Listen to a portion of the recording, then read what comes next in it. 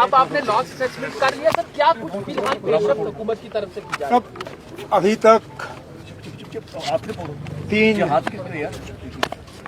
चीज़ों के तरफ एक फेज्ड मैनर में जो है तवज्जो दी जा रही थी। सबसे पहले तो रेस्क्यू का 19 तारीख को जो हालात बने, हमारी पहली जिम्मेदारी थी कि जानी नुकसान जो है वो कम से कम हो। इस ज़िले में 4 कीमती जानें गईं, उसका हमें बेहद अफसोस है।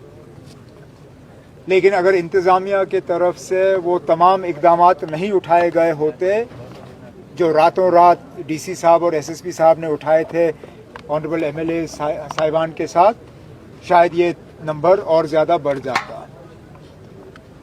फिर हम रिकवरी पे आए कि जो लोग लापता हैं उनको हम ढूंढ के निकालें। अब रिहैबिलिटेशन और रिकंस्ट्रक्शन की बात आ रही है। जहाँ जहाँ नुकसान हुआ है उसको दुरुस्त करने की ज़रूरत है। टेम्पररी रेस्टोरेशन, उसके बाद परमानेंट। बिजली के सप्लाई को लगभग 100% रिस्टोर किया गया है। पानी का एक बहुत बड़ा मसला बना हुआ है। कई सारे हमारे जल शक्ति डिपार्टमेंट के वाटर के सप्लाई स्कीमें जो हैं वो बैठी हुई हैं। ऑनरेबल एमएलए हजरात के तरफ से कुछ सजेशंस आई हैं, कुछ मशवरे आए हैं हैंड पंप्स और टैंकर्स को लेके। हम उन पर न सिर्फ गौर करेंगे, उन पर अमल करेंगे। इसके साथ साथ जिन लोगों के मकानात जो हैं उनको नुकसान हुआ है, उनको सही तरीके का मुआवजा मिले। जिनकी ज़मीनें गायब हो गई हैं उनको अल्टरनेट प्लॉट दिए जाएं ताकि वो अपने मकान बना सकें।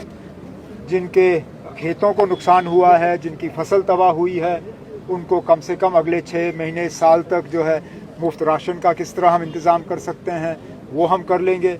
उसके अलावा ऑनरेबल एमएलए साहब और इफ्तिखार साहब ने दोनों ने वहाँ एक तो मौके पे इसके बारे में बात की और फिर अभी मीटिंग के दौरान ये दोनों चीज़ें जो हैं डीसी साहब ने नोट की हैं।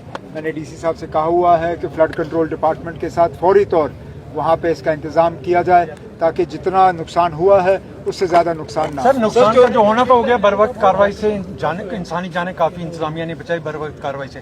अब 2 चीज़ें बहुत अहम हो रही हैं। एक बेला के प्रोटेक्शन वाल, क्योंकि आगे दोबारा अगर फ्लड आता तो आबादी के अंदर दाखिल ना हो। दूसरा मिनी सेक्रेटरी राजौरी का एक अहम मुद्दा है जो पहले से ये जब मैं इफ्तिखार साहब के डिमांड्स की बात कर रहा था तो वो एक रह गया मुझसे। तीनों ऑनरेबल एमएलए जो यहाँ पे मौजूद थे, मुजफ्फर साहब, इफ्तिखार साहब और हमारे जावेद साहब, तीनों ने यहाँ अल्टरनेट मिनी सेक्रेटेरिएट की बात की और डीसी साहब ने मुझे मौके पे वहाँ लेके दिखाया भी। ये अब कोई हमारे लिए चॉइस नहीं है, ये अब हमारी मजबूरी बन गई है क्योंकि जो दफ्तर था डीसी साहब का वो अब इस्तेमाल करने के लायक नहीं रहा। वो अगर हम वो लकड़ी के खंभे जो हैं हटा दें तो मुझे नहीं लगता है वो बिल्डिंग जो है वो बच पाएगी।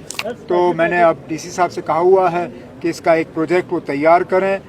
फ़िलहाल लगता है कि इसमें कोई 50-60 करोड़ जो है वो हमें खर्च करने होंगे। अगले 2-3 साल में मुझे उम्मीद है कि एक अच्छा नया मिनी सेक्रेटेरिएट जो है हम यहाँ रजौरी में जो है बना के लोगों के हवाले करें। सर लोगों के अंदर की ऑपरेशन सिंदूर के बाद भी हुकूमत ने मुआवजा तो दिया था, लेकिन एसडीआरएफ के तहत दिया जाने वाला मुआवजा बहुत ही कम है। वो है, भी लोगों को वो है। वो अब कल पुंछ में भी ये बात आई, आज मैंने इस मीटिंग में भी ऑनरेबल एमएलए को अश्योर किया है कि जो हम मुआवजा एसडीआरएफ में स्ट्रक्चरल डैमेज के लिए देते हैं उसको बढ़ा दिया जाएगा। उसको शायद 7-8 साल हो गए हैं बढ़ाया हुआ है। तब से महंगाई बहुत ज़्यादा बढ़ गई है, काफ़ी चीज़ें बढ़ी हैं, लेकिन एसडीआरएफ का जो रिलीफ का क्वांटम है वो नहीं बढ़ा। इसको हम बढ़ा देंगे। सर बहुत ज़्यादा नुकसान हुआ, माली नुकसान अगर देखे जो है राजौरी के अंदर बहुत ज़्यादा हुआ। एक स्पेशल पैकेज की अब राजौरी को जरूरत है दोबारा। जिस तरह पिछले साल हमने, क्योंकि अब कुछ चीज़ें हम खुद कर सकते हैं, लेकिन हकीकत यह है कि जम्मू कश्मीर की माली ताकत इतनी भी नहीं है कि सारा नुकसान जो है हम अपने खर्चे पे दुरुस्त कर पाएंगे। मरकज़ ने पिछले साल सैलाब के बाद काफ़ी हमारी मदद की। लगभग कोई 1400 करोड़ का जो है एक पैकेज जम्मू कश्मीर के लिए मंजूर हुआ।